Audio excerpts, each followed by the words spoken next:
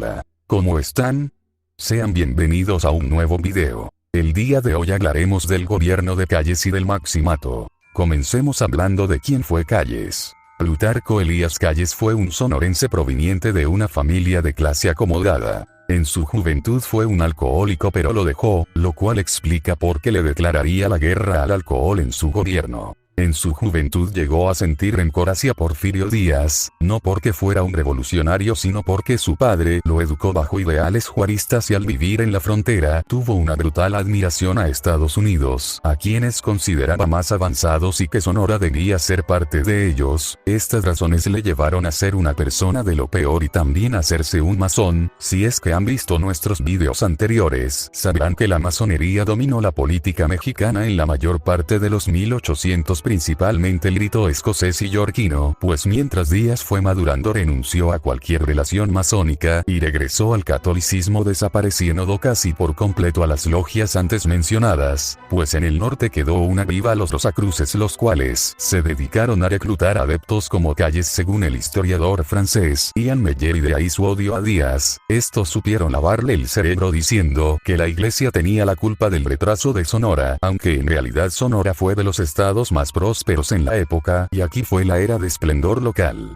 Calles también era fanático de la santería, acudiendo a limpias cuando se sentía enfermo, y no solo eso, pues al igual tenía algo de espiritista, llegando a decir ya como presidente en plena cena con su gabinete que un espíritu le compuso un poema y le dijo que era un salvador de México. Fue maestro de primaria, tiempo después fue agricultor en las tierras de su padre, pero lo dejó para encargarse de la aduana en Agua Prieta. Para 1913 cruza la frontera para reunir gente dispuesta a combatir a Victoriano Huerta. Ya estando en el país fue puesto bajo órdenes de Obregón y básicamente fue su discípulo. Fue coronel y comandante de Hermosillo durante ese mismo año sin ningún tipo de preparación militar. Así que no es difícil decir que llegó a ser alguien por lo sangriento, pues nadie se hace coronel tan fácilmente, y así como Rodolfo Fierro fue el matón personal de Villa, Calles lo era de Obregón y Carranza. Una vez derrotado Victoriano Huerta, comenzó la lucha entre revolucionarios. Maytorena, gobernador de Sonora, le fue leal a Villa, por lo cual era estar en contra de Carranza y a su vez del ejército constitucionalista. Tropas villistas y maytorenistas se formaron para poner sitio en Ciudad de Naco, ciudad defendida por Plutarco. Consigue la victoria y se convierte en general brigadier. En 1915 se convierte en gobernador de Sonora. Durante su administración le declara la guerra al alcohol y comenzó con la expulsión de sacerdotes en el estado. En 1920 apoyó al Toctopos en su rebelión contra Carranza. Dato curioso, como saben, en el gobierno de Obregón se cumplieron verdaderamente 100 años de independencia en 1921, y curiosamente sí hubo festejos y la imagen que adornó esta celebración fue la figura de Iturbide. Lo mencionamos ya que en un año se cumplirán verdaderamente 200 años de independencia, y lo más probable es que el inepto de AMLO diga que son 211 y que a pesar de que en el gobierno de Obregón se funda la SED, se celebró el verdadero centenario de la independencia.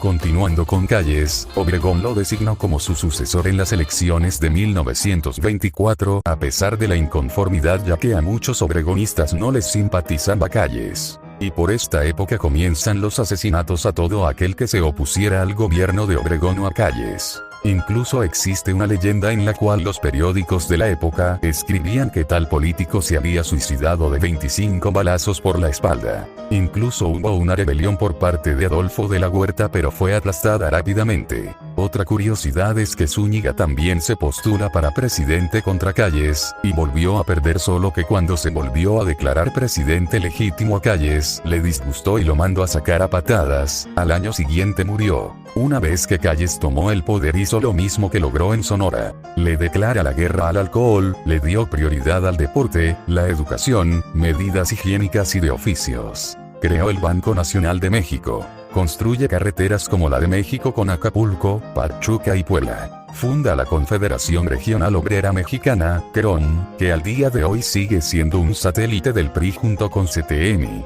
Reanudó relaciones diplomáticas con el extranjero. Se termina el ferrocarril Nogales a Guadalajara. Para 1926 comenzaría una nueva rebelión contra el gobierno. Hablamos de la Guerra Cristera. Todo fue gracias a las medidas antirreligiosas de Calles. Algunas fueron la expulsión de sacerdotes extranjeros, cierre de escuelas religiosas, el cierre de templos, limitación de curas con respecto a cuánta población había en ciertas zonas según el historiador Alejandro Rosas, así metiéndose Calles con el artículo 130 constitucional que él y sus antiguos jefes tanto habían defendido antes. Una de las cosas que tuvieron que ver es que Calles era muy mañoso y desquiciado, pues aquí debemos de entender algo que la anómala y pútrida Secretaría de Educación Pública jamás explicará, pues ni le conviene a sus supuestos ideales, y solo le dedica una página de sus libros de texto gratuitos a un acontecimiento tan importante. Calles prohibió que sacerdotes utilizaran vestimenta religiosa en lugares públicos, ahora pasándose Calles por encima del artículo 19 constitucional donde la libertad de vestimenta se considera parte de la libertad de expresión. Pero esperen, pues les dijimos que era plan con maña de Calles, pues miren la misma Constitución de 1917, que era una vil copia de la de 1857, prohibía de una forma muy ambigua que la iglesia pudiera tener propiedades, por lo cual el Estado era algo así como administrador de los templos según el artículo 27, o sea que las iglesias según Calles también eran lugares públicos, por lo cual un sacerdote no podía usar lo adecuado ni siquiera en la iglesia, tenía que usar ropa no religiosa. ¿Ya entienden el maligno plan de Calles? Plutarco Elías Calles era un provocador, mustio e hipócrita, pero la SEP y sus maestros y letrados de la CENTE no te dijeron esa parte, ¿verdad? Esto fue respondido con la Fundación por Jóvenes Católicos de la Liga por la Defensa de la Libertad Religiosa, que anunciaba una inminente guerra. Calles siguió provocando con toma de templos por ejército, legalización del divorcio en todo el país, pasándose por encima de la autonomía de los estados, y creando su propia religión, la Iglesia Cismática Mexicana, retomando los ideales de Juárez. Esto Calles lo hacía en parte buscando que ya la iglesia se lanzara a las armas para poder justificar sus planes. Pues la liga antes mencionada prefirió esperarse y llamó a un boicot económico contra el gobierno, donde participó más del 80% de la población mexicana. Se llamó a dejar de comprar gasolina, dejar de consumir en servicios de asistencia pública gubernamental, como Lotería Nacional, lo cual le dolió mucho al presidente, pues era muy buen negocio para la época, para que vean que el loco actual no es el único obsesionado con la lotería, y se llamó a los empresarios creyentes a no pagar nada de impuestos. Esto provocó la suspensión de actividades religiosas, lo cual enfureció a la población, especialmente campesinos que eran muy fanáticos de esto. Fue así como la población se levantó en armas contra el gobierno para defender sus creencias, comenzando en el acontecimiento conocido como la Guerra Cristera, aunque un detonante no muy conocido es que Calles manda a bombardear el Cristo del Cubilete en Guanajuato. El Vaticano en ese entonces de Pío XI dio luz verde al levantamiento en México, y aunque la Liga intentó unificar el movimiento cristero, no se podía por la falta de comunicación y recursos, hasta que llegó uno de los más destacados generales en la historia de México, también borrado por la SEP.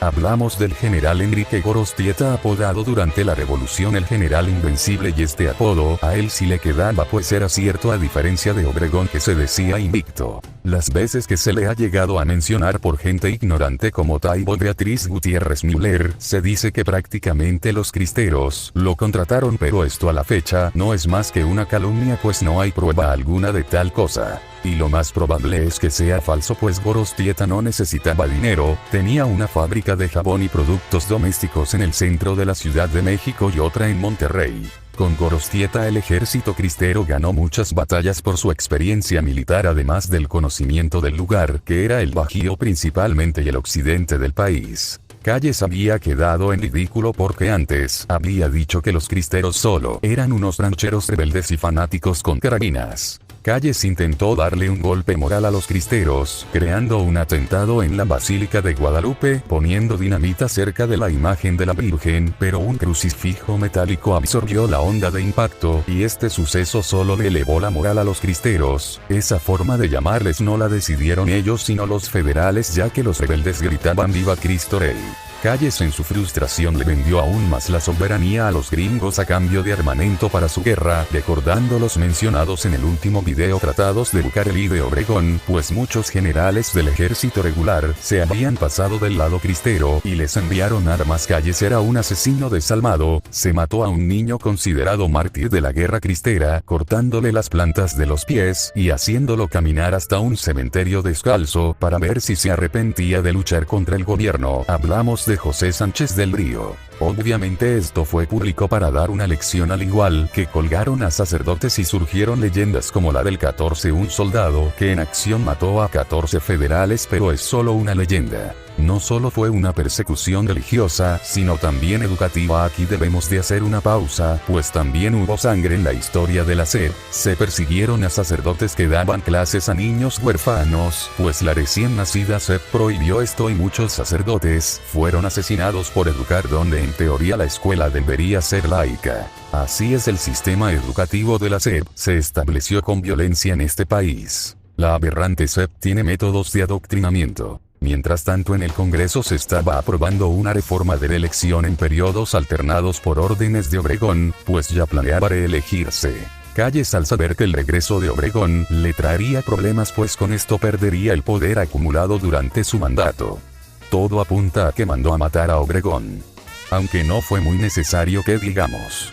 Verán, en la autopsia del manco se demostró que había balas de diferentes calibres en diferentes partes del cuerpo, por lo cual es deducible que León Toral no era el único en haberle disparado y que había muchos que lo querían muerto. Al haber muerto Obregón, Calles quedó como última figura máxima de la revolución, por lo cual se le llama el jefe máximo. Aunque mucha gente pensó que Calles se quedaría en el poder, él no fue tonto y puso de interino a Emilio Portes Gil, el cual probablemente tuvo mucho que ver con el asesinato de Obregón.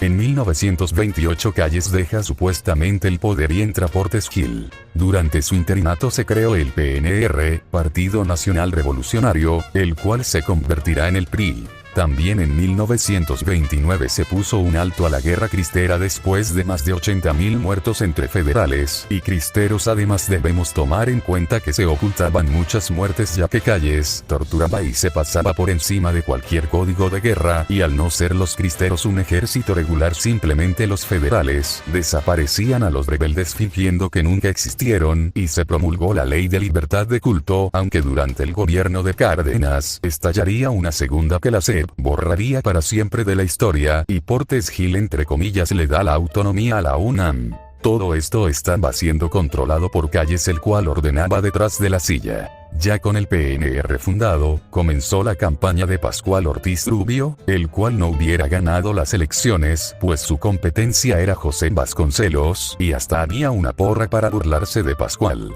Pascual no era muy relevante en la política, de hecho fue por eso que lo pusieron de candidato, ya que no tenía grupos políticos y sería fácil de manipular. Si es usted un animal, vote por Don Pascual. A pesar de esto, Pascual ganó las elecciones gracias al fraude electoral del PNR. Fue así que en 1929 Pascual toma protesta como presidente, pero no fue un buen día para él, pues alguien le disparó a la cara. Esto posiblemente fue provocado por algún allegado a Calles, pues la elección de Rubio para candidato no le agradó a los del partido al no tener el poder ellos mismos. Fue llevado al hospital y se dice que durante el camino dijo que Calles tiene México, son la razón de mis dolores. Esto se puede interpretar de dos formas. La primera es que el empedrado de la calle le lastimaba en la ambulancia por los saltillos de cada piedra. Y la otra que hacía referencia a Plutarco Elías Calles, que prácticamente le ordenó ser presidente y gracias a él le dieron un balazo. Además servía como presagio de que Pascual sería molestado una y otra vez por Calles, que le diría cómo gobernar. Por este evento Pascual Ortiz Burro, o el nopalito que así le decían por baboso, se puso paranoico y decidió gobernar desde su casa al principio. No salía y no se juntaba con nadie por el miedo de que le volviesen a disparar. Una curiosidad es que por estos años Calles decidió construir su casa enfrente de la vivienda presidencial, pues quería asegurarse de que el presidente en turno cumpliera la voluntad de Calles. De ahí sale el dicho de, ahí vive el presidente, pero el que manda vive enfrente. De hecho, antes de que se aprobara algún proyecto político, se consultaba a Plutarco y no a Ortiz. Pascual se terminó hartando y decidió quitar a los callistas del partido y así él fuera el que de verdad tenía el control, pero Calles logró que Pascual perdiera el poco apoyo que tenía y al no poder hacer más, renunció. Así fue como pusieron a un nuevo presidente interino llamado Abelardo Rodríguez, el cual era igual de baboso que Ortiz Rubio y por eso se le apodó Nopalito II. En su interinato no hay mucho que destacar. Le tocó inaugurar el Teatro Nacional, hoy Palacio de Bellas Artes. Estos tres gobiernos, al ser controlados por Calles, es el periodo conocido como el Maximato, pues Portes Gil, Pascual Rubio y Abelardo Rodríguez recibían órdenes de Calles de cómo gobernar. Calles fue a buscar al nuevo candidato y encontró a su viejo amigo Lázaro Cárdenas, al cual apodó el Chamaco. Pero aunque eran cercanos, Cárdenas lo traicionó y no se dejó mangonear. Cárdenas tomó protesta en 1934 y una vez que llegó al gobierno, se encargó de reorganizar el partido para que el apoyo no se fuera y logró obtener mucho apoyo del pueblo. Al final Calles se quedó sin poder, se quejó en una carta del gobierno y esto solo lo condenó al exilio. Cárdenas le daba 24 horas para irse del país o sería arrestado. Calles obedece y se fue a Estados Unidos. Ya viejo y cansado, comenzó a creer en algo. Deliraba con querer salvar su alma y se arrepentía de su pasado. Todo cambia en 1940, cuando llega Manuel Ávila Camacho a la presidencia. El Papadas manda a llamar a Calles pues México necesitaba estrategias al haber entrado a la Segunda Guerra Mundial.